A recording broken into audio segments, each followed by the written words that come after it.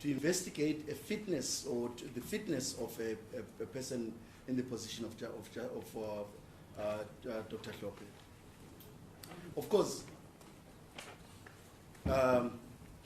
what the DA is asking and Corruption Watch, they are asking this court to tell the National Assembly that where a member was a former judge who resigned from the bench because she or he had made deeply offensive statements of racism or about black people, or a judge was removed from the bench because of gross incompetence, incapacity of misconduct, the NA, the National Assembly, must have a special procedure to determine whether such judge can serve in any capacity. Could serve in the JSC. But that obviously the court can't do. The court would give significant deference to Section 57 of the Constitution, which gives the National Assembly the autonomy it needs in order to decide how its internal arrangements are done, how various deployments of their members are done. There is no special procedure that must be given to, or that must be designed for a special member.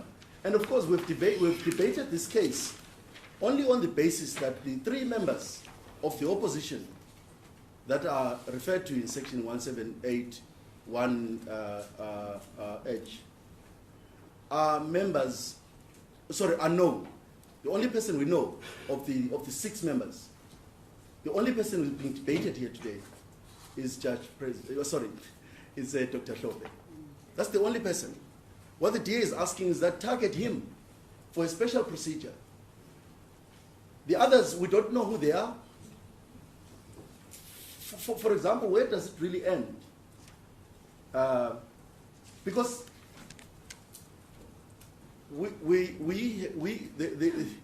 the Constitution has remedied the defects of society, which was deeply rooted in racism. The Constitution remedies that. So people who played a role, active role in the judiciary during the apartheid system will suddenly be faced with these kind of arguments by people who played a role in actually dismantling the apartheid system. I mean, I know that Justice Barker dodged bullets fighting for this constitution. My learned friend here on my right served time in prison for this constitution. Are we going to start saying that we must carefully look at the role that a person played in the past in order to determine whether they've got the ethics of judging judges or selecting judges? Where does it end? Because Hlophe's punishment, if you want to put it, ended with this impeachment.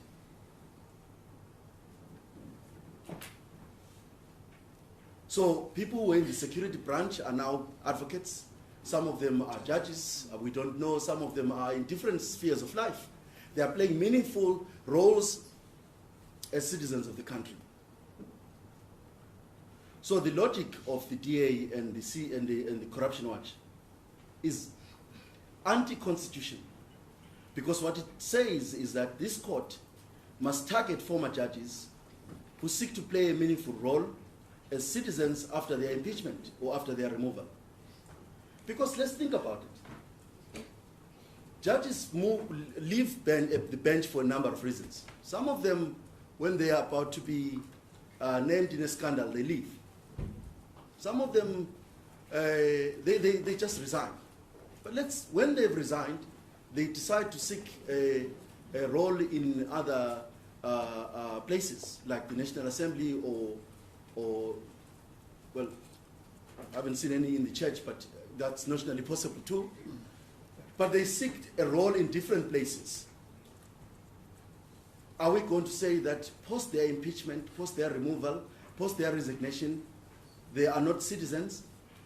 What you are being asked that Dr. Hlophe must surrender is that over and above the fact that he was removed as a judge in the most despicable way,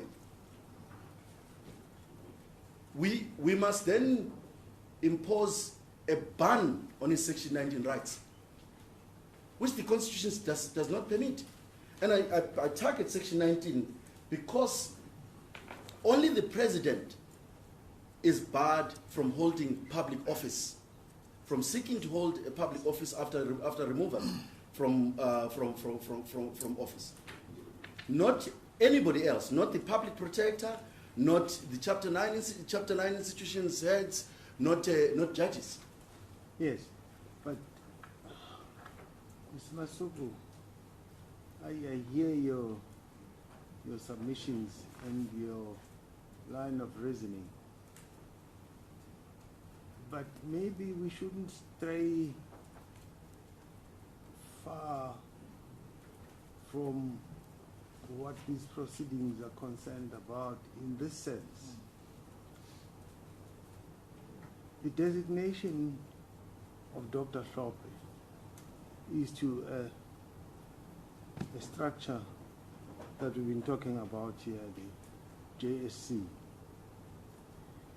And in that sense, the way I understand the attack, if we may call it that, by the applicants, is that he needed to be considered for suitability to that structure, and that it is not purely about him, and that the assembly needed to consider his suitability. And in considering, it seems to me, I'm just paraphrasing what has gone on, it seems to me the applicants are saying that the assembly just relied on what has been referred to as a convention or a practice they had applied in that designation. In other words, and this is why they are not querying his designation by his party. No problem about that. But they are saying what took place. Now, and you'll correct me if I'm wrong,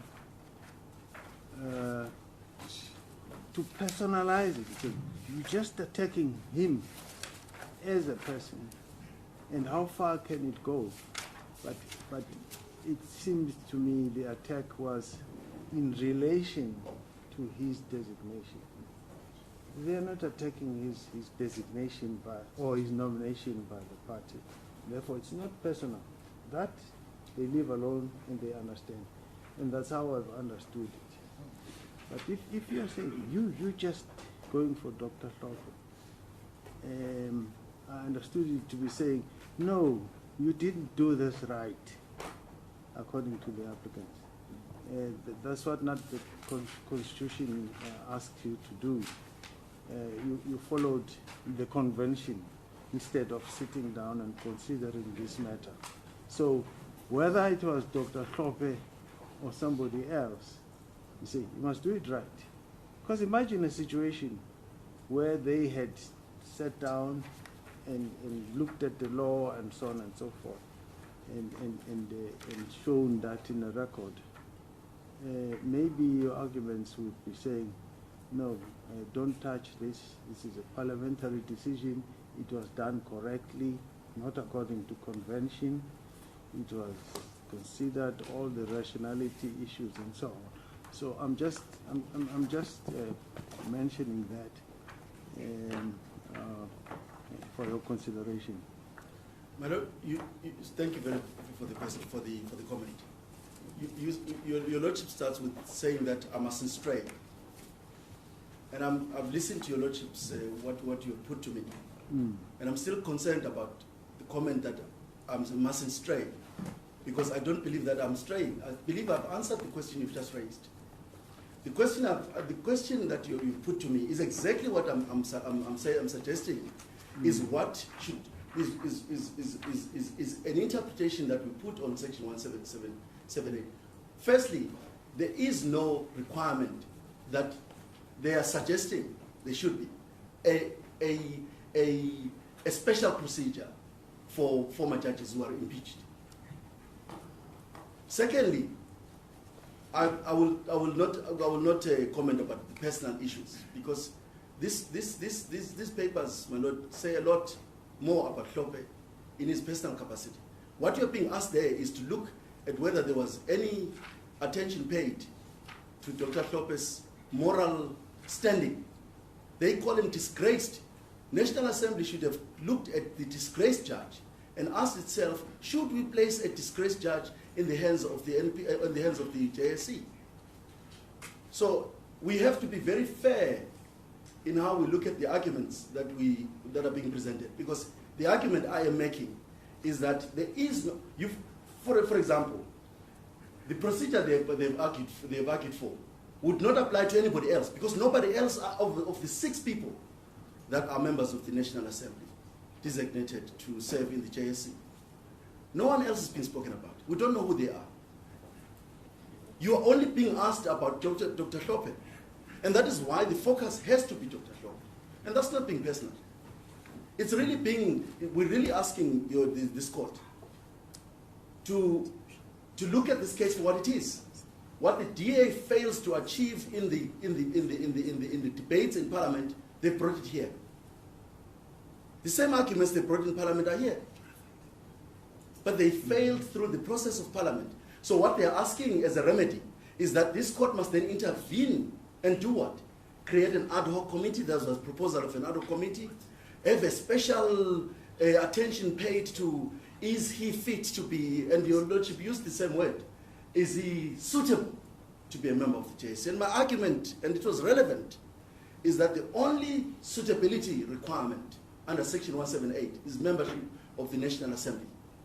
There's no other. As it would be with reference to a judge president. The only suitability requirement is judge president. As it would be with the advocates. The only suitability requirement is advocate or attorney. And that's the argument I'm making. I'm not straying away from the case. I'll be very concerned if that was what the court was suggesting I am. I'm making strictly arguments that are relevant for the client I represent. Which is that you have to look at what the DA is asking you to do at the Corruption Watch. They are asking you to tell the National Assembly how to do it. In fact, your lordship actually raised the relief that the Corruption Watch is asking for. They want the matter to be referred back to the National Assembly to take the decisions referred to in paragraph 2 and 3 above afresh, in accordance with the principles set out in this court's judgment. So essentially what the DA wants to do is to walk into the National Assembly carrying a judgment of this court, so that the proceedings of the National Assembly are guided by that court. And I have no difficulties with the guidance if the guidance was warranted. If there was an attack on some legitimate attack on how the National Assembly conducted itself. And the answer to your lordship was given by the speaker yesterday, who was very meticulous about what exactly happened. The day proposal was made, there was an objection. That objection resulted in a postponement. The matter came back again. There was a division, parties debated. And there's a transcript showing how parties debated the issue.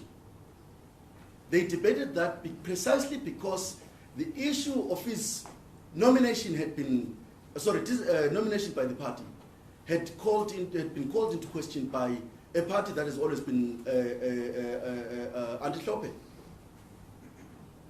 which is the DA.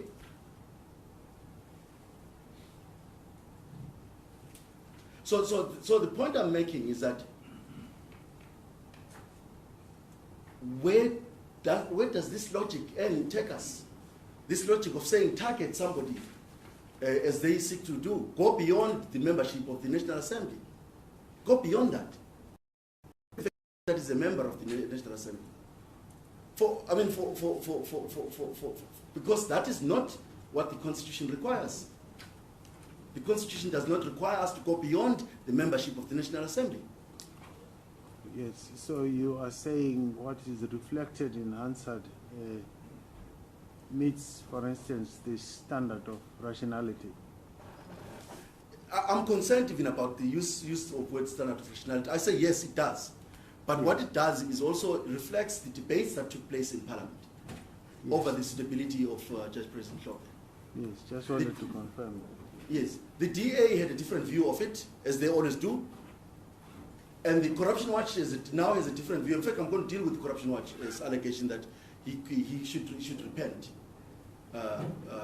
as a criteria, as another criteria for him to be considered for membership of the JSC. But so I'm saying, and this argument, my lord, dovetails with the argument I submitted yesterday, which there is no answer to. My learned friends have not answered in their papers. I mean, I know the DA says they are horrified by the argument that there are no consequences for a judge who has been removed from office, either for gross misconduct, incapacity, or incompetence. The consequence is only removal. There's nothing else. I know that they say there should be consequences, but what those consequences are, they don't say. And this is the reason why it's important to look at the nature of the impeachment process. Because we cannot suggest that the constitutional makers were not aware that at some point in our history, at some point in our constitutional development, there will be a need for Parliament to remove a judge. They were aware of that. But the constitutional makers made it clear that the only person who will suffer consequences for their removal from office is the president, not anybody else. So Dr. Hlophe walks out from the bench to the streets to campaign for his party in exercise of his rights of Section 19, and he now has free speech, freer than the judges that are serving, because he can say whatever he wants. If he's in Parliament, he's got parliamentary privilege, and he cannot be impugned for his speech. So we are seeking to amend the Constitution via the courts.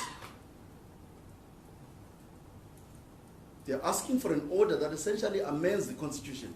So in the order that they are seeking, or in the judgment that they are seeking, there will be something that says, we know that there are no constitutional consequences set out in the Constitution. There are no consequences for judges who are removed, or the public protector, or the chairperson of the Commission for the Human Rights. There are no consequences that are set out. Only the president suffers consequences as a result of removal from office. We know that. But actually, we would like more consequences to be added. We'd like an amendment, either in legislation, I don't know whether it would be the remuneration of judges, whatever that act, which is called the Judges Remuneration and Conditions of Employment Act, or some other act which must be amended so that it deals with what happens when a judge takes forced or a leave, or leaves the office in different circumstances. One circumstance would be where he's removed by the National Assembly or the President in terms of the Constitution.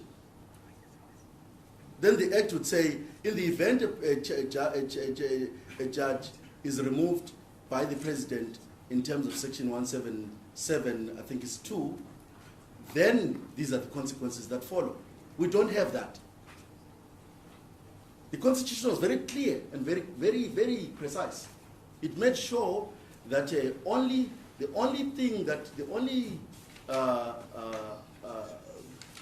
consequence that a judge suffers is impeachment.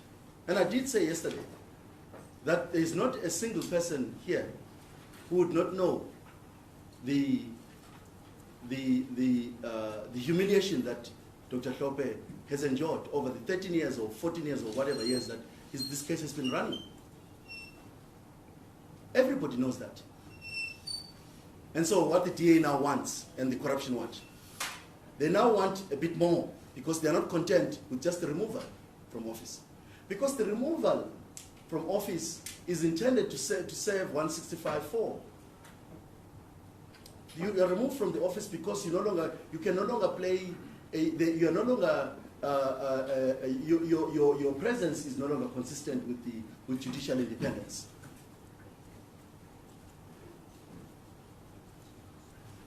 But how does that support the argument that is being made, which is that when the National Assembly designates people for the 6 people in the National Assembly, there ought to be attention paid to 165(4). From the evidence, we know that only Dr. Hlophe's suitability was debated by members of Parliament. There was a vote over his nomination, and the majority, using a convention of decision-making convention that is acceptable in terms of the Constitution, was adopted.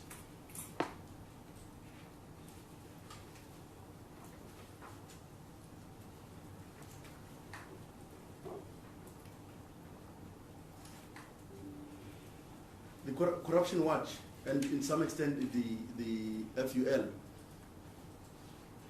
they looked at Judge President Hlophe's response to their founding affidavits.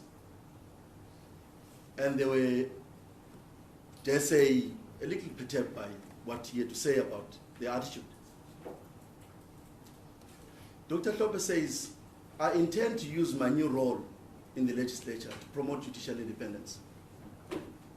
No judge should ever be impeached because they had a conversation with another. That is twisted, deliberately twisted. Twisted to mean that he says he's going to promote the conduct for which he was impeached.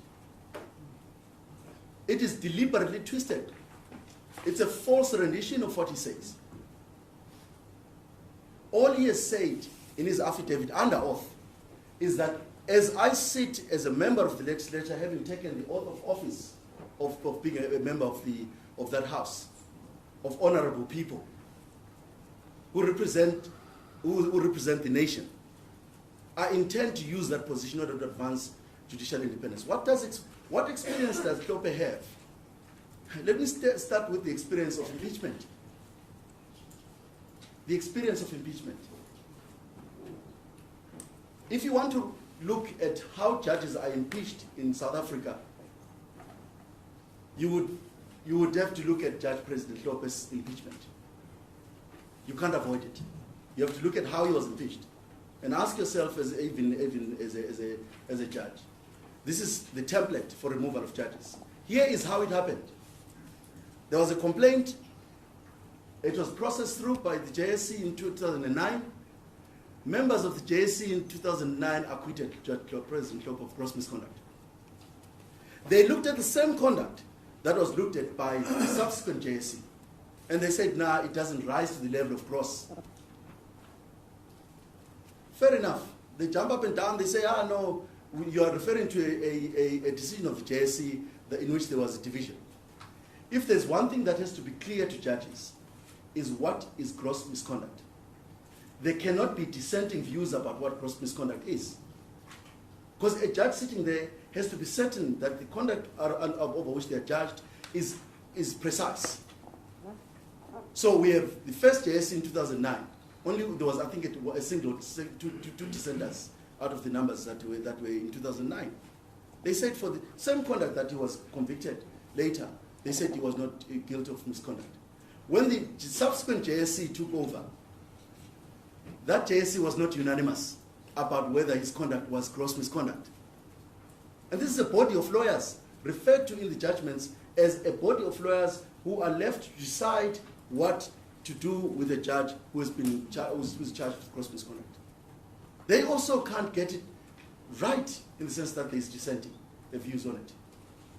So Judge President Hlophe says, okay, fine, I mean, there's different views about what gross misconduct means. There may be a minority here. In the past, there was a majority. Now there's a minority. Let me see whether I can try my luck with the National Assembly itself. Because these are legislators. They can legislate and tell us exactly what the standard of gross misconduct is that should hold a judge accountable. He goes to the National Assembly, says, hey, I run an inquiry so that I can tell you my evidence. and tell you why I think this is not misconduct. What does the National Assembly do? They say, no, we just want you to tell us about consequences. Tell us about sanction. They actually use the word sanction. Tell us, give us representations on the issue of sanction only. Because the issue of whether you're guilty of gross misconduct or not has been settled by the JSC. They consider themselves bound by that decision of the JSC. There's a debate about it. FUL was there. Well, that debate, we lose it. But nonetheless, we lose it in court, the full bench. Judge President says, President Lopez appeals, lodges an application for leave to appeal. He's granted that leave to appeal. What does the state do? They withdraw funding for his legal representation. Because what then happens is that if he has to produce a record, he must produce a record that costs about 600,000. He doesn't have that money. What happens? The matter lapses. Because he cannot have the money to do that. Because the state, which had always been paying, decides no notice, no reasons given, they just keep quiet. He appeals, he writes letters, ends up litigating. The matter is pending in the High Court, in Gauteng. The reason I am raising this, Honorable Justices, is because you have to be absolutely rigorously fair in how you assess this case in relation to what is presented as settled facts. There are no settled facts here. The impeachment, the lawfulness of the impeachment of Judge President Hlophe is pending. It's a matter that is still ongoing. He tried the Constitutional Court on a direct access basis. They told him no. Your matter involving whether or not the National Assembly violated the Constitution when they removed you, it doesn't belong here on an exclusive jurisdiction basis. Go back to the High Court. So I'm involved in the case. We've done the application. All it needs is signature, and it will be served in the High Court. So the presentation by my little friends for the DA, the Corruption Watch, and FUL wants the court to handle the case of whether Dr. Hlophe is suitable, assuming the court was going that direction, on the basis that this is a settled issue. It is not a settled issue. The court will still be asked to determine whether it accepts that a judge can be impeached in the way that we've just described. State withdraws funding. The National Assembly says we're not conducting an impeachment hearing other than on sanction. So essentially what the National Assembly says is that we're not going to exercise our role even at the level of being an oversight, at the role of oversight, whether or not your removal from the office complies with Section 165. It is consistent with the dignity of a judge, it's consistent with all the values that are set out in Section 165(4). We're not going to do that. That's the National Assembly that tells it. He challenges that. That's what he's challenging. He says a judge ought to be removed after the National Assembly has conducted a proper hearing on every aspect of the case. But that's a case you don't have to decide. All I'm submitting is that you should not be invited to treat these facts that are presented by the DA, the FUL, and the Corruption Watch as though they are settled. There are dissenting views about whether his conduct was in fact gross misconduct. Dissenting views. Forget about the National Assembly because they didn't even go that direction. They didn't even want to go the direction of inquiring through a proper hearing whether this was the legal standard that they've established for judges of gross misconduct. So it's the fact that there's still a split around whether the misconduct that is alleged is actually gross justified the National Assembly's intervention through a proper inquiry. That wasn't done. So we're back in the courts asking the courts to correct that issue. Justices, you'll know that through the impeachment process of Judge Hlophe, he had the right to approach the Constitutional Court, and he did. the Constitutional Court asked too many questions. One of which was, where do we get people to judge your case? Because half the court, 3/4 of the court is conflicted. We can't sit. We accept it's a constitutional issue of momentous importance because it implicates 165(4). We accept that. It's a constitutional issue, but we just don't have the quorum. What is the result of that? And bear in mind the constitutional consequences of a constitutional court refusing to hear a matter that should be heard by it in terms of the Constitution, and saying no, because we can't have a judges to hear the matter, because they are conflicted in various ways. We are now going to accept, and this was an argument advanced by, on behalf of the Honorable Justices of the Constitutional Court, that what should be accepted is the SCA judgment. So in the Dr. Hlophe cases, you'll find that although he raises legitimate constitutional questions and has a right to have those constitutional questions decided by the highest court of the land, he couldn't. Why? Because the court said there are no judges to hear the matter. And what the result of that is that a Supreme Court of Appeal, which does not have the last word on what the Constitution means, that's the judgment that is binding today. And we say you have to correct this kind of precedent. All I'm saying is the impeachment of President Hlophe, of Dr. Hlophe, is a painful chapter in our constitutional history. It's celebrated by others. It's not celebrated by many. Because the idea that this erudite, this man who's come from a jack to a king, from rags to riches, is simply removed with such disgrace. And according to the EFUL, the problem was that he came to according to Judge Kriegler, he came to the bench too early, and power got to him. They insult him in the public domain. As a judge, he couldn't respond. They must try it now. He will respond. But as a judge, he maintained stony silence. They would insult him in all corners. I mean, we have sent it out in our affidavit to the Supreme Court, to the Constitutional Court, which was dismissed on the basis of this. We're going to send it out again in the High Court. And the reason I'm raising this is for the court to understand that there are no barriers to the National Assembly, especially also given the differences on what constitutes gross misconduct, if that issue were to arise. Because there are amongst lawyers, there are dissenting views on it. And the JSC's dissenting voice was even larger. It was 4 to 6, if I recall correctly.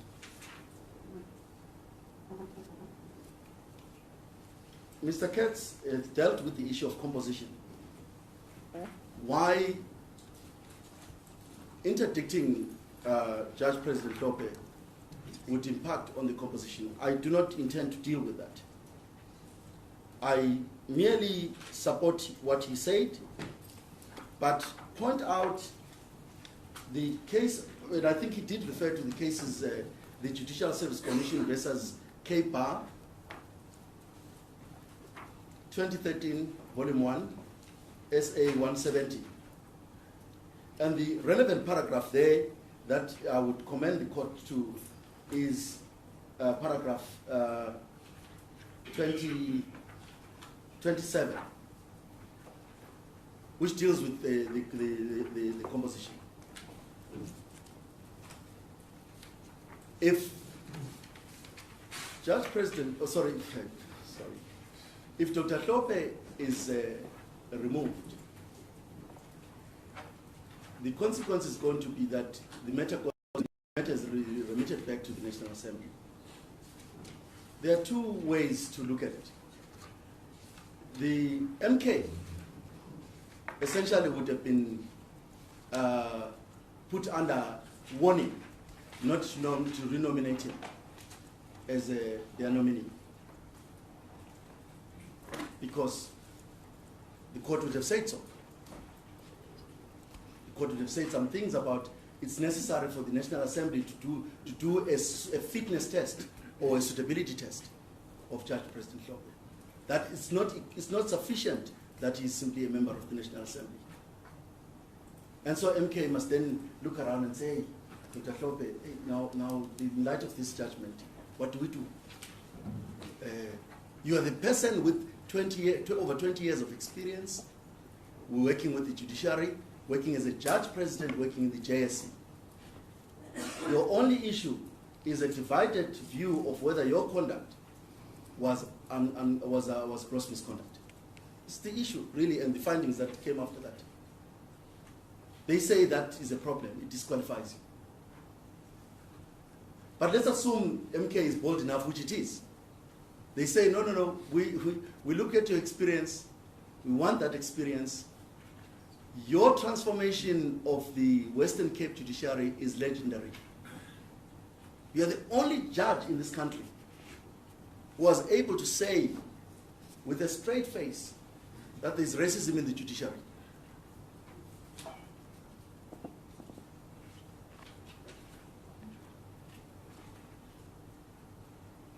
Now, and then you used your position to change things in the judiciary.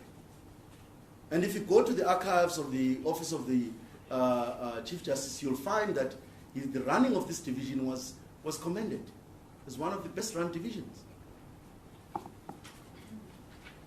So MK says, we are renominating you. The National Assembly says, no, actually it's true. We are voting for you again. There is now contempt. Contempt is coming their way.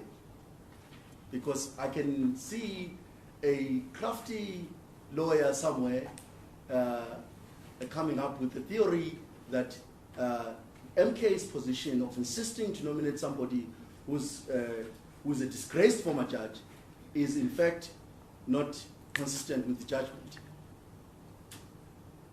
I don't know what the judgment is going to say, and I shouldn't until it's written. But what they are asking the judges to do, honorable judges to do, is to do that, to introduce in the National Assembly the tyranny of the majority, to direct how the majority should think.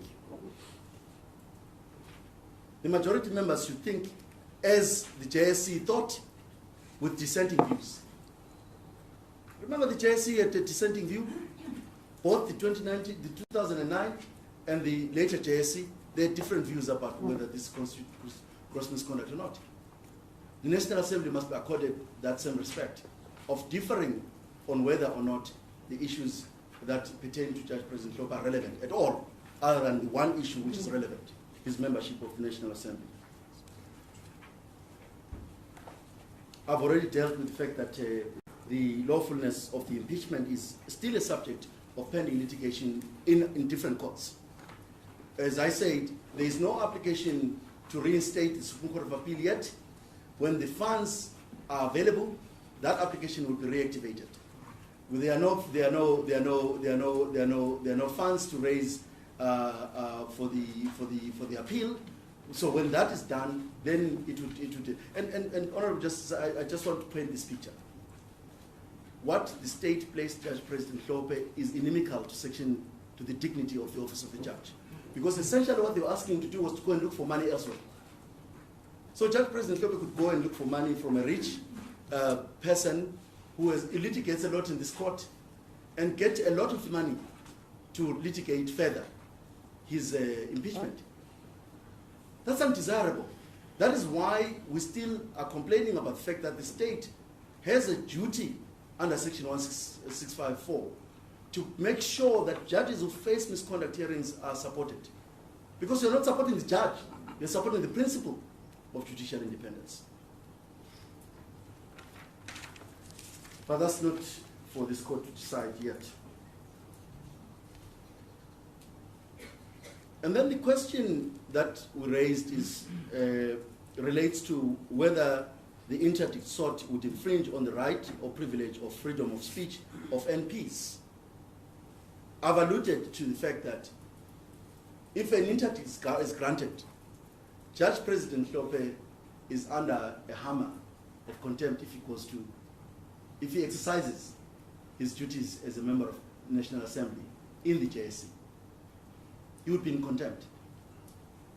And that, not only that, if, as the scenario I postulated before, the National Assembly is dictated to by the courts, that they must ensure that a process is set up that would look at Judge President Hlophe's, at Dr. Hlophe's irrelevant history and decide based on that whether they should designate him. Let's assume they did. It has a freezing effect. It has an impact on their free speech as different parties. So we're essentially asking for an order that when the National Assembly debates the issue of your Judge President Hlophe, this is what they ought to say. Yesterday it was dramatic to hear what different members of the Speaker should have been saying in advising the National Assembly. Because according to the scenario postulated by the judge presiding to the speakers to the Speaker's Council, the Speaker should have said, wait, aren't we making an error in processing this name forward? Shouldn't we consider A, B, C, and D about this man? I'm paraphrasing it with respect. But firstly, that's what happened. But secondly, the interdict would have an effect on the rights of the members of the National Assembly in their capacities. There are various capacities, and they, in the National Assembly, they are honorable members. But we all here can't vouch whether they are saints or sinners or what. There is a mixture of different people from different experiences of life, and that must be that must reflect. It must be the case that the House is comprised of different people from different walks of life, different experiences, and all that. That must be the case. But I would commend this court to a judgment of the Constitutional Court, the DA versus Speaker of the National Assembly, 2016, Volume 3, SA 487, from paragraph 11.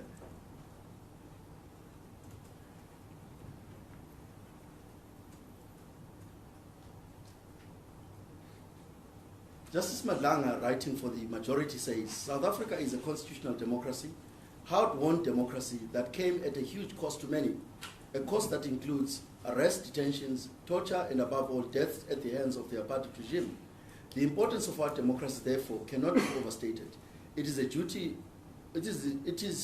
duty of all, in particular the three arms of state, jealously to guard that democracy. Focusing on Parliament, the pluralistic nature of our parliamentary system must be given its true meaning. And if you want to read further down, it's brilliant in how it explains the role of Parliament and how Parliament must be left to its devices. The only thing that makes Parliament a parliament of the people is its ability to debate freely issues that pertain to it. But in this inquiry that is postulated, this ad hoc committee that is postulated of the National Assembly, what are the rights of Honorable Member Dr. Hlophe? Or does he appear there and say to them, guys, you're worried about my eligibility. Let me tell you who I am. This is what I've done. This is where I have. This is what I have. Is that how our National Assembly is going to function? Well, the Constitution doesn't say that it should have functioned that way, because it simply says you're a member of the National Assembly, you can be designated to a body like the JSC. So this part of the judgment from paragraph 11 to 17 deals largely with the issue of of Parliament and why it is a body that should really have the freedom to debate issues and to reach the decisions that it reaches. we say that an interdict against a member of parliament would really be just inimical to our constitutional scheme, because what you are saying to the judge is that he cannot perform functions that he is assigned by the Constitution to perform in terms of the Constitution. You are not simply stopping him from going to the JSC. You are stopping him from performing his functions as a member of the National Assembly in relation to matters that have to do with the JSC.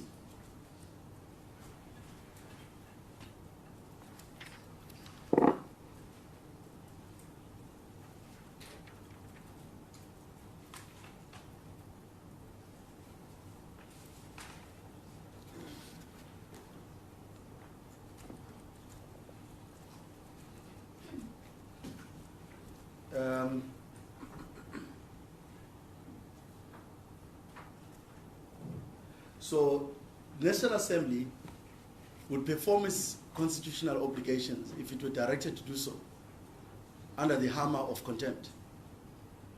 If they don't perform the functions this court says it must perform, they are likely to be held in contempt. And we say that is an effect on the rights of the National Assembly at different levels.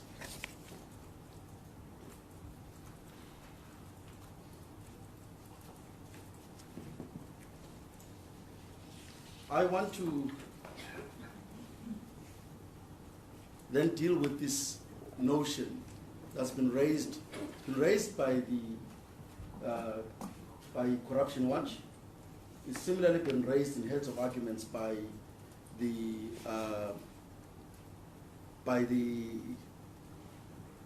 Frito Mandalo, that the reason why you ought to intervene in the affairs of the National Assembly in relation to its designation of Judge President Hlophe is because Judge President Hlophe is unrepentant. Judge President Hlophe has not repented. Now they haven't told us which altar he should go to in order to repent. They haven't told us which God he must go to in order to repent. Well, the Constitution perhaps. But it's an extraordinary submission to make in light of what Judge President says, so in light of what Dr. Hlophe says in his affidavit about his commitment to judicial independence. DA will never believe that Judge President Hlophe his commitments are valid, and they may have reasons for it. Well, similarly with the FUL. But under oath, Judge President Hlophe says, I'm going to use this position I have to promote judicial independence. One thing I'm going to make sure is that no judge is subjected to the tyranny, to the kind of impeachment that he was subjected to. Why is that being unrepentant? But in any event, is repentance a requirement? Is it a requirement for, okay, let's assume he offered his repentance. He said, look guys, I'm sorry, I'm really sorry. I'm really sorry. This is what happened. I won't do it again. Would he now be suitable, according to the Corruption Watch and the theory of the DA, of FUL? There is no requirement of repentance. There is no qualification of repentance that is required. Just like there's no qualification for repentance for any other member of the National Assembly. None of them go there under a cloud of repentance. We shouldn't impose qualifications that are not there.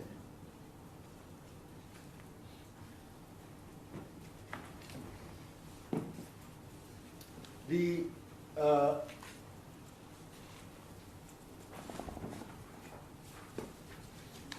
FUL says that a cost order, a punitive cost order, ought to be awarded against Dr. Hlophe. But that's a familiar refrain. I've been against the FUL in most cases. That's exactly how their cases read. They're asking for punitive cost orders all the time. And they say extremely disparaging things about President Hlophe. Well, I called him President, if I'm prophetic in it. So they say Hlophe should be granted a cost order of an appeal scale because his inclusion in his affidavit of a number of false, scandalous, vexatious, irrelevant, and gratuitous. One word there would have been sufficient. But of course, for dramatic effect, this is what they do: attacks and false allegations against Freedom Under Law, retired Judge Katalia, and they had to draw in judges and retired Judge Kriegler. But look at the references under those heads of those statements. Look at the references; they are made in reply, and you will see why Judge President Hlophe.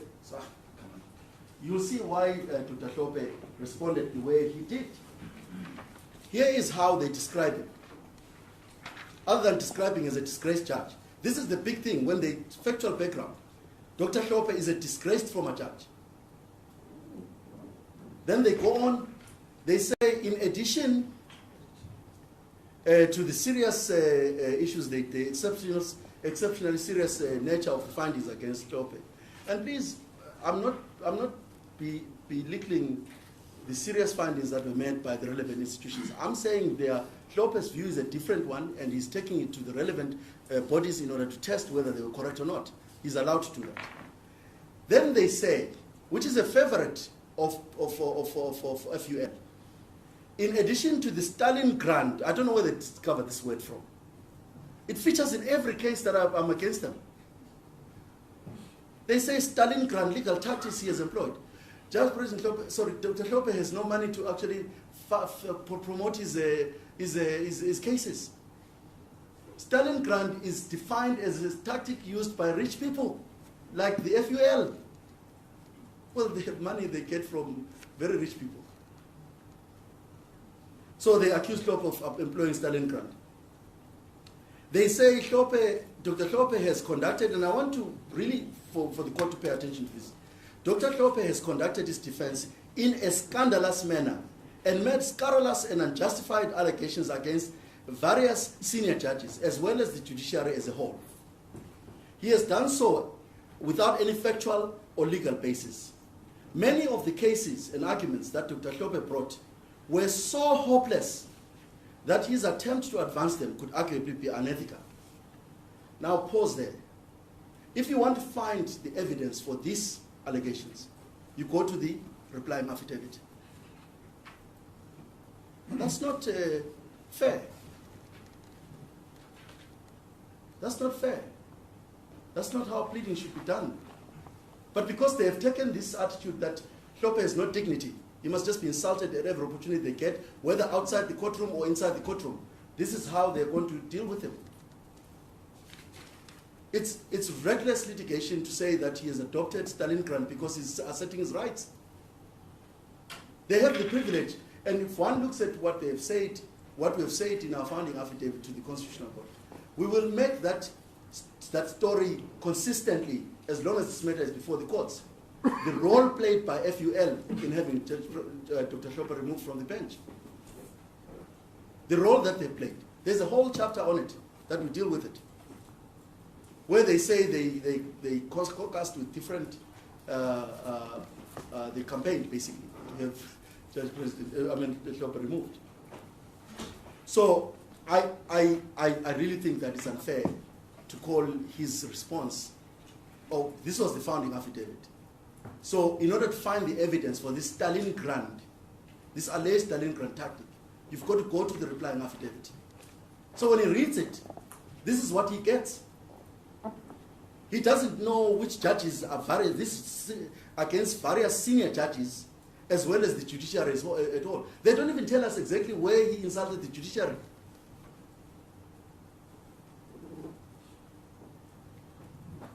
No facts are pleaded, with particularity for him to be able to deal with the issue. So he complains about it. He complains most profusely. But it's not fair. It's not a fair criticism of a litigant, where in certain instances he won his cases and others he lost. To say that he brought hopeless cases, that his attempts to advance them could arguably be unethical. What does that actually mean?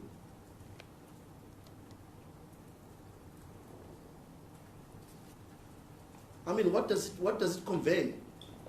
Is this how much disdain they heap on a human being?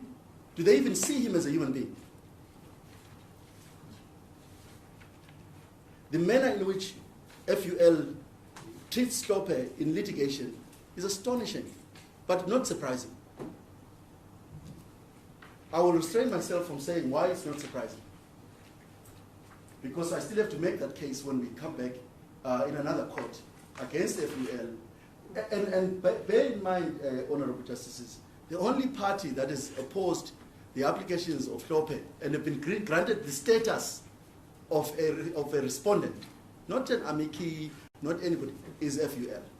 So Dr. Hlophe could cite the JSC because that's who he's targeting. FUL will come in and they ask to be respondents. Oh, they've been given, the judgment says they are now respondents in all cases that involve Hlophe.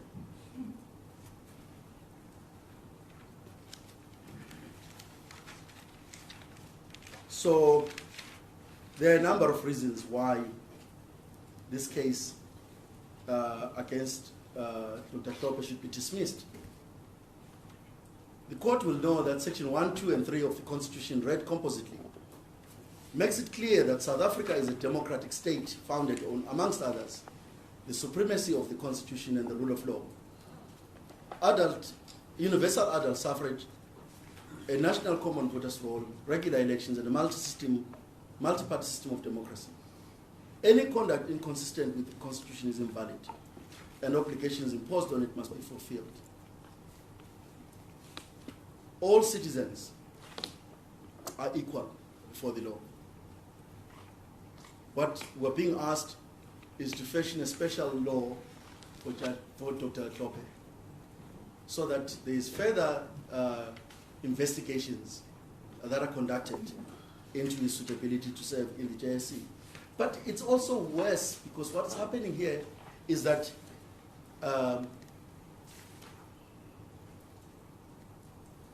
there's speculation after speculation. One of the speculations that they make is that, if Dr. Hlophe appears in JSC, what's going to happen? There are certain candidates who are going to boycott or who are going to refuse to be interviewed by the JSC if Dr. Hlophe is present. Or they would question his involvement there. Well, let him deal with it there. And quite frankly, anybody who goes to the JSC and wants to choose the panel that interviews him, it's questionable whether worthy of the interview itself. But that to be made as a basis to remove Hlophe is beyond ridiculous.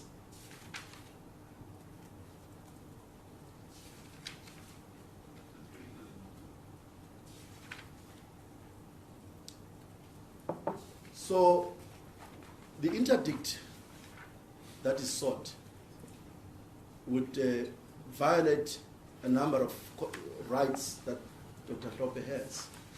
It would violate his firstly it would violate his Section 19 rights, because what the DA and I mean the applicants in all their formations, what they are asking is that the court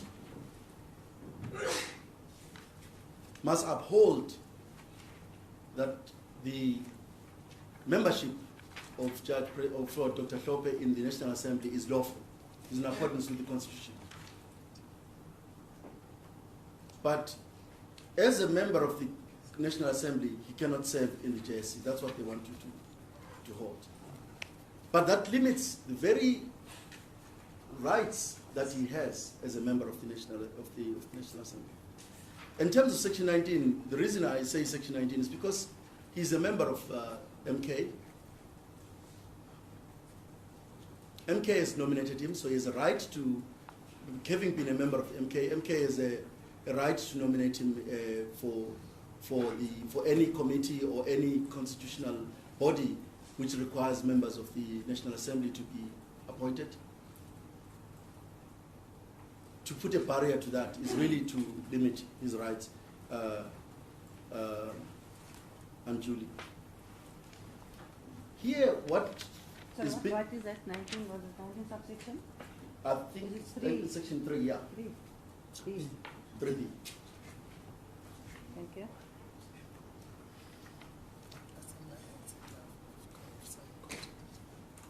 Yeah. Thank you. So if it is term for public office and if elected to hold office. There is a view that appears to be suggestive that it should be easy for the National Assembly and it's easy for them to designate any of their members to the committees of Parliament. And then it should be, when they designate members for any other bodies that operate outside Parliament, in the sense of the JSC, a different criteria should be used. But I don't see the logic. Firstly, Parliament's engine is through committees. Those people work hard for us. Those committees play a critical role. In fact, Dr. Hlophe was impeached through the actions of the portfolio committee. That's how powerful they are. A committee of Parliament recommended to the National Assembly that Dr. Hlophe be removed. Now, and in that committee, there were all sorts of people who were conflicted, but that's another story for another day. An interdict would violate the NA, the National Assembly's authority. In other words, what the court would be saying is, we understand your decision, but your decision must not be implemented, because one of the members you have designated must not perform the functions that you have assigned to him. So if the National Assembly wants a feedback from the 6 members of the National Assembly of what happens in the JSC, Dr. Hlophe won't be part of that. And that can't be right. The National Assembly is entitled to the experience he has as a judge, is entitled to the full use of that experience.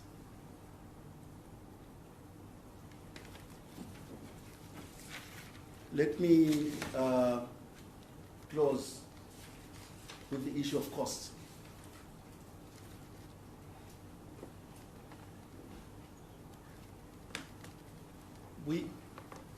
Dr. Hlophe must be awarded costs.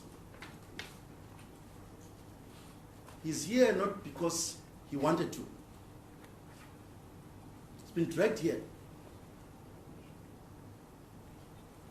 So whether he loses or he wins, he must be given costs.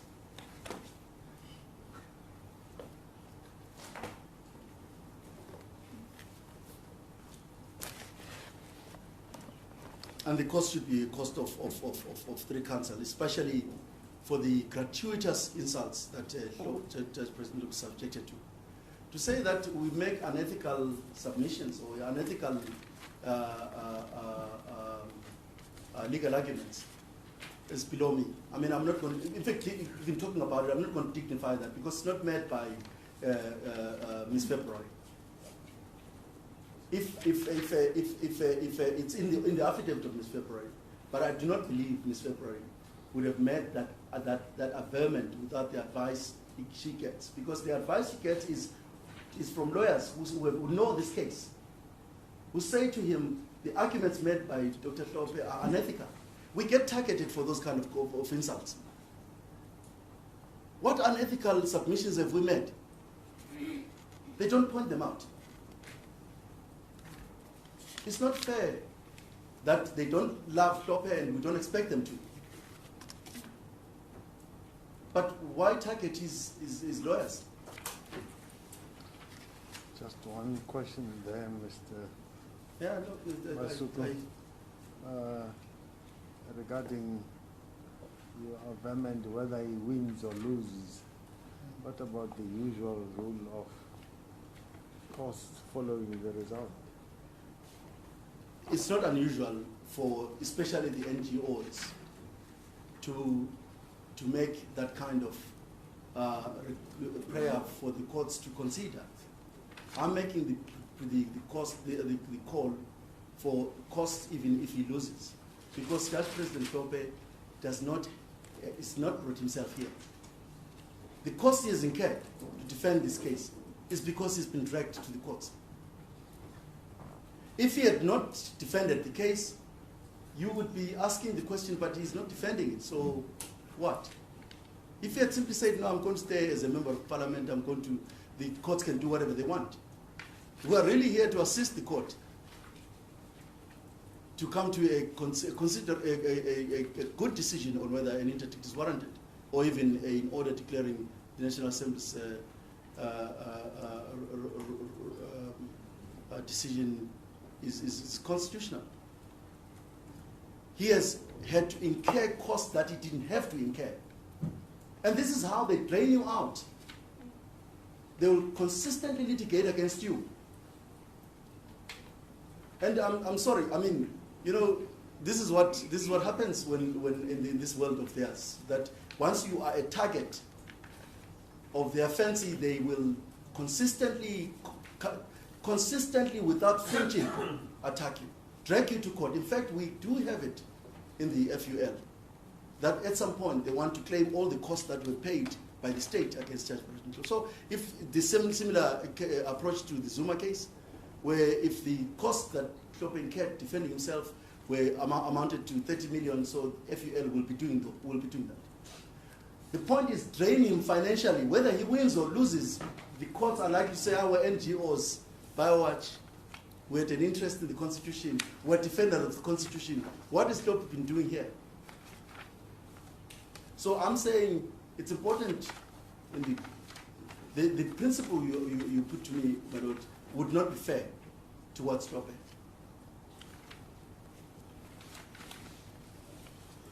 And because you have a discretion, you have to consider how Hlophe has been treated here. He's asked to repent, he's a disgraced judge. This is another platform for berating him. He's moved out of the judiciary, he's no longer a threat to their interests. But so, why continuously drag him to court when he's now performing his functions in a different role?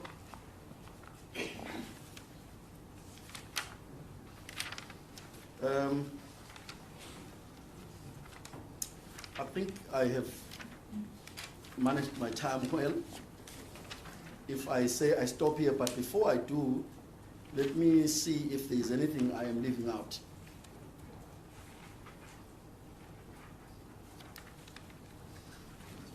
Yes, even the allegations that Dr. Hlophe is using Stalingrad approach, just with reference to the cases that have criticized litigant for being Stalingradist, just do an analysis of the cases he has brought to court, why he has brought them, how he has brought them, compare and see whether there was any Stalingrad approach.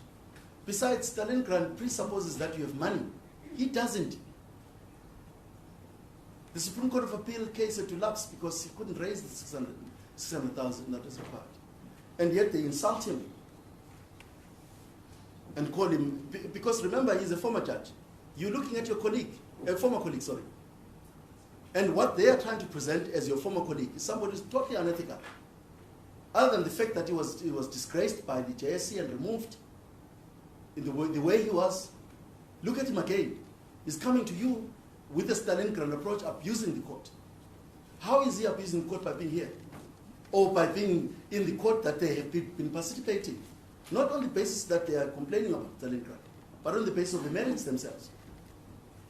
So in every case we've dealt with FUL, there have been merits that have been debated. When Hlophe loses, he loses not because his arguments are what they call unethical. It's not the right way to treat colleagues, to call their arguments unethical. And this is what they are saying.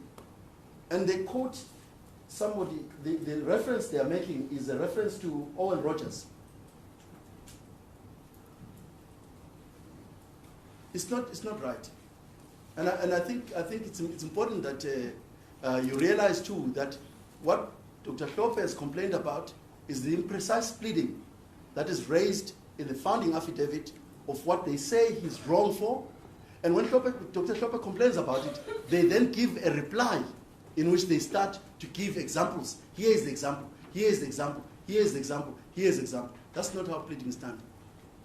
If you allege that I'm doing Stalin grant, tell me which cases you're talking about, so I can respond.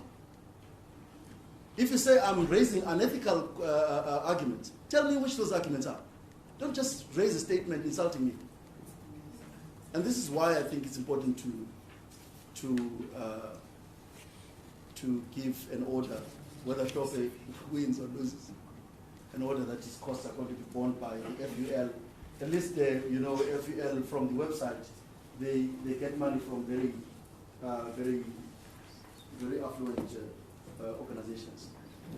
Honorable Justices, these would be the submissions for Dr. Hlophe. There is no basis for an interdict to be granted, and that application should be dismissed with costs.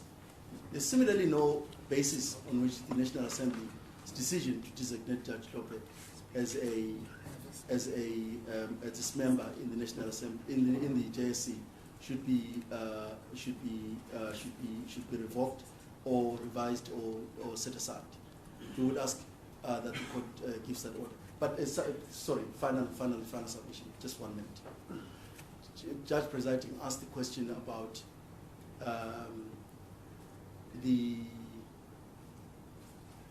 whether the dismissal, whether in relation to the two applications, the fact that FUL is asking for a final order, and what should be, or how it should be dealt with, and whether the DA is asking for an interdict. If you dismiss the interdict, which you should, which you submit, you should, then we submit that for the purposes of Judge President Hlophe, that would be it. If you decide not to deal with the FUL's case, then you don't deal with it. Although arguments have been advanced, probably would put in that you deal with it. But the complaint raised at the beginning was a valid complaint that these cases should not have been running on the same courtroom. Precisely because now we have three cases where there's got to be some understanding of how you would deal with it. So if you hold that the National Assembly's decision was unlawful, then perhaps an interdict won't be necessary, because once you set aside that decision, what is the need for an interdict? Because that means the decision on which Hlophe would have gone to the JSC is no longer there. The interdict is no longer necessary. So if you uphold the FUL's application, then the interdict must similarly be not necessary. You only give an interdict against Dr. Hlophe if the argument is that, irrespective of what this court says about Part B, Dr. Hlophe will be seen in the doors of the JSC, which is obviously would be a ludicrous suggestion. Dr. Hlophe intends to play a very big role, and that role, I'm sure, terrifies others, but it makes others a bit more happier, especially MK. What they are asking this court to do is extraordinary. If the National Assembly were to today elect Dr. Hlophe as president, because the president appoints judges, they are suggesting that there will be a basis for another inquiry into how you appointed a president who was a former judge. How should you do that? Because he was impeached. So if he's going to appoint judges, so 165 is implicated. No, I say that with tongue in cheek, but it's not too far-fetched. If he's appointed, if the National Assembly votes him as a president, these arguments will come to haunt us again if the court doesn't make a ruling in our favor, which is that this application should be dismissed. Those are the submissions. Thank you, Mr. Masuku. Thank you. I'm sorry, Judge. I didn't ask my opinion.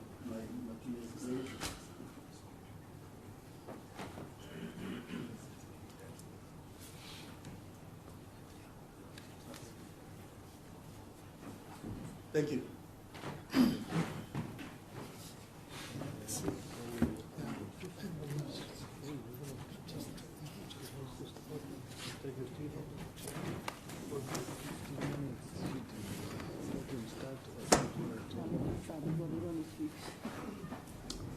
Mr. Mpofu. Good morning, Justice Parker, my lady. May I proceed? Yes. Thank you very much.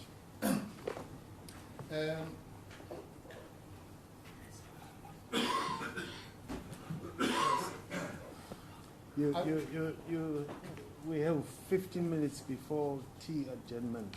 Okay, And so we let shall me. adjourn That's at perfect. 11. That- But you may proceed, please. Yes, okay. Yes, well, if the need arises, I'm going to collect all my credits from, starting from the emperor Let's leave the credit. to Mr. But there's also a charitable reason why that should be considered, because I'm going to allow one of my juniors to deal with a specific issue. So that's why I was saying the 15 minutes that you're talking about is perfect, because then I can do the introductory part. Just to set the scene.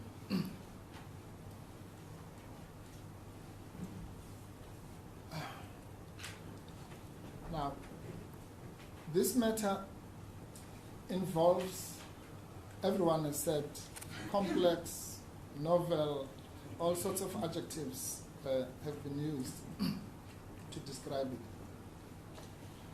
it. But, and there are many sections and subsections and topics and subtopics and so on. So I'm just going to try to do a signposting of some sort, so that there's a logical flow to what we're about to present. A lady, my lords, ultimately, and I'll deal with this when I deal with the merits, there's only one real issue that permeates the entire issue, and that's the issue of rationality.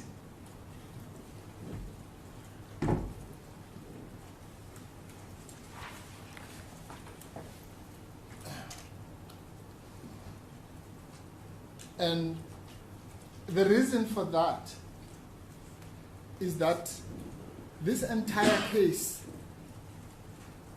is, I mean, at face value, even people walking in the street who have never seen the door of a law school will tell you that there's something fishy about this. Why would the court want to deal with what is happening in Parliament and so on and so on? So they might not know the words separation of powers. But they'll say, but this thing was happening in Parliament just now it's happening in a courtroom. What's going on in this country? So the separation of powers permeates everything that is around this case. Everybody, literally, that I've spoken to about this, from Uber drivers and anybody, ask the same thing. But Parliament has done this thing. Why are you busy debating in court?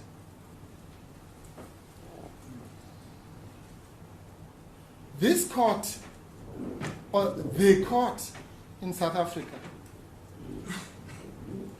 should never allow itself to become the appeal tribunal of the National Assembly. Because that's what is being done. Our courts are being turned into a joke. A political party goes to elections, wins 20% of the vote or whatever,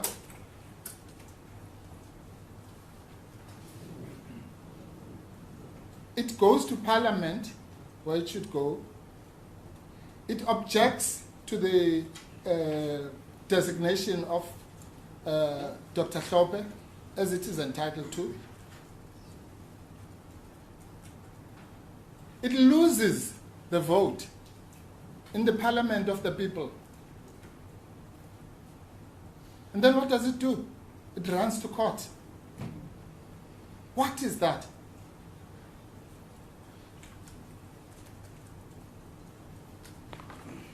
They say with a straight face that as soon when that vote happened, they went to their lawyers. That's what they say in their own affidavit. So the trigger to this application was the losing of the vote in the National Assembly.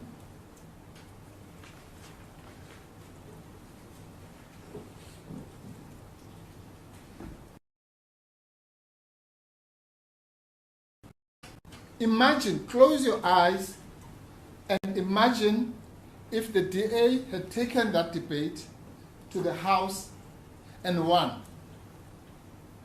Would you be here? No. Even a 3-year-old child will tell you that. We're only here for one reason and one reason only. They lost a democratic vote in the parliament of the people that represents all of us.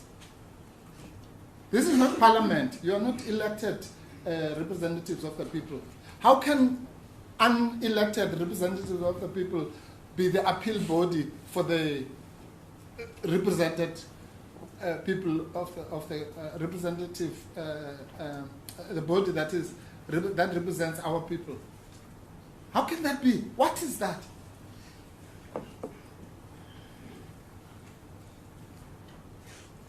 We have elections here.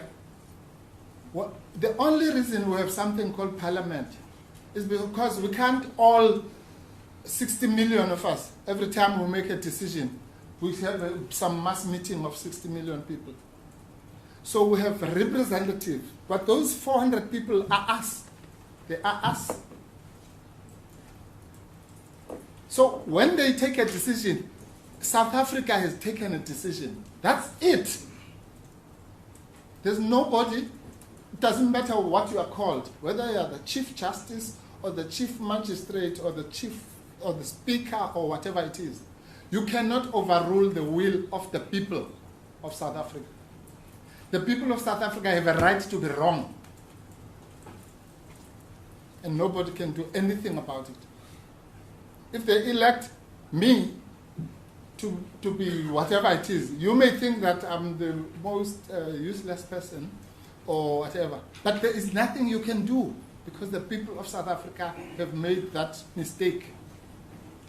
It will be one that we have to live with until the Constitution says it must be rectified.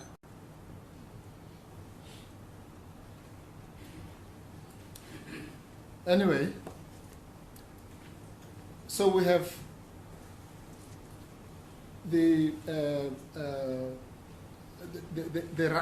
what is this thing called rationality? See, rationality is not what we say when we talk in the street. You know, what's irrational?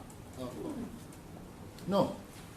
In the legal world, rationality simply means whether the process that was adopted by the National Assembly accords with the purpose of the provision. That's all.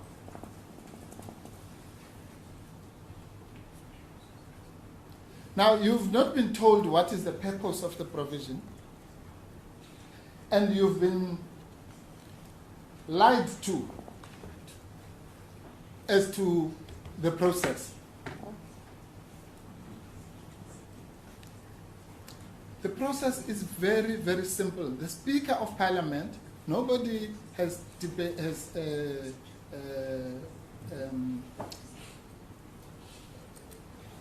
dissented from what the Speaker is saying. The Speaker says, we did not rubber stamp the decision. And the Speaker doesn't even have to say that, for God's sake. It's in the record. It's in the record. It's all over the record. Justice Bakwa said yesterday to one of my colleagues, or are you saying that they debated the issue, but they fell short? In other words, they only dealt with the issue of the qualifications. But that is not borne out by the record. The record actually shows the exact opposite. The issue of the qualifications was not debated by anybody. Everybody, even those who hate Dr. Hlophe, said, we accept that he's an excellent jurist and is well qualified. We accept that. So that issue was never debated. The only issue that was debated in Parliament was the issue of the impeachment.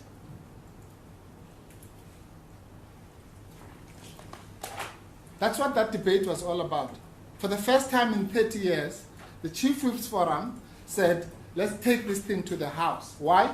Because for the first time in 30 years, we were not agreeing in the Chief Whips Forum, as we normally do, that it's automatic, that somebody, once there's a referral by a party, it's automatic. For the first time in 30 years. And because they could not agree, not about qualifications, they couldn't agree about the issue of impeachment. They said, let's take it to the House. I think it was Honorable Frolick who used the best word. Said, well, it's the first time this is happening. The House is the arbiter. That's what he said. So let's take it to the House. For what? For a debate.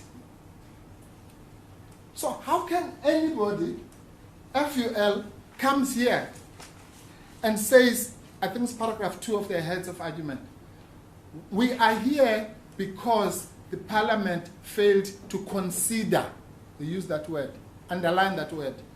You're going to hear a lot about it. Failed to consider. That is a complete distortion. Parliament, whether they came with a right to the right conclusion or whatever, but how can you accuse them of saying you failed to consider that exactly what they considered?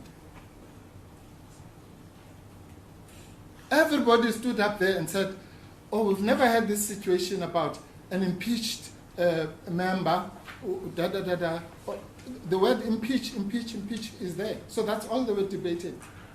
So they considered, you as the judges are not allowed to go beyond that. Once Parliament discharges its duty to consider, it's not for you, let's say they consider and then they come out with the wrong decision. That's not your job. Your job is to say, did they consider as they are required to do? Yes or no? If they did, they did. And they did. And what you must do is to go to the speaker's, for shorthand, instead of going to the record. If you just go to the speaker's explanatory affidavit, you'll see there, I think there's Mr. Vessels, I think it's from the Freedom Front, who says that there's no legal impediment to this, but ethically I'm against it. There's Mr. Maimane, who says that this has never happened and there's a lacuna. There's a Mr. Swart from the ACDP who says that there's no legal impediment, but we are seized with this matter. There's Honorable Shivambu, who says that the convention, who talks about the convention, and then there's I think it's Mr. Chakis or something from the DA, who obviously says what the DA is saying. But here are two telling things which I wanted to mention before we go to tea. One is that the DA, if you go to, to the speaker's explanatory affidavit,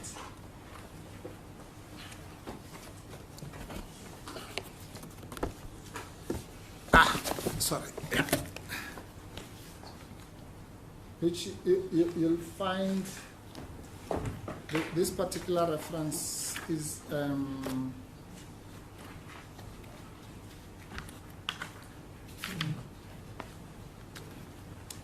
It's TD4, which is it's actually the minutes to the Chief Whips Forum. We have it. You have it? Okay. Let me just paraphrase. I'll find the case line reference. Mr. Machakis. Oh, no, Mikalakis, sorry. Mikalakis, yes. From the DA. This is what he said. Now they come here and say something completely different at the Chief Whips Forum. Say, Mr. Shivambu indicated that the previous meeting it was proposed that it's 05-84, sorry. It was proposed that a political party should not interfere with the nomination of another party. There was no objection and so on. Mr. Nguban expressed surprise that there was disagreement. And then here's the DA person. Mr. Mikalakis stated that he agreed in principle that parties should not interfere with each other's nominees. But in that specific case, his caucus, that's the DA caucus, did not agree with the candidate for moral reasons. Moral reasons. We must sit here, all of us, honorable judges and so on, because some party had moral objections. And between down here, where there's parliament, and this building, it changes to a legal reason. No, man. So this is a political, as the speaker says, it's a political decision. And it is not true that what was put to my learned friend, I think Mr. Masuku, that the political decision was the MK decision. No. The speaker says the decision by the National Assembly to designate Dr. Hlophe is a political decision. It's a political decision. By the way, the decision to impeach him was also a political decision. So let's not elevate it as if it's some godly decision that says that objectively Dr. Hlophe is a person who has got some inherent wrongdoing. It was a political decision. If that impeachment happened now in this parliament, Dr. Hlophe may not be impeached.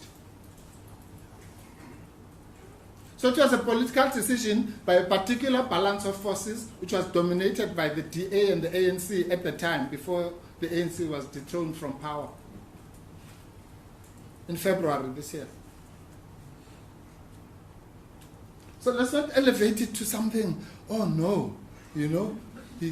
No, it's a political decision. Some of those people didn't even know what was happening, they just vote. Hey, siang up, oh, and then they vote. And on the basis of that, you want to condemn a person for life beyond the grave. Beyond the grave. You have condemned him, you have vilified him, you have booted him out of his job, and now you go to the grave to dig the grave and say, I want to kill you again. That is what's happening here. Let's not glorify it with these pieces of paper. That is all that is happening. It's a lynching of black people in the same way that lynch mobs were doing in the South, in the United States. You want to lynch someone and not be happy with killing them, but you must hang them on a tree so that passers-by must see his body hanging like this. And you call it the rule of law. The rule of law, my foot. It's not the rule of law. It's the law of the jungle.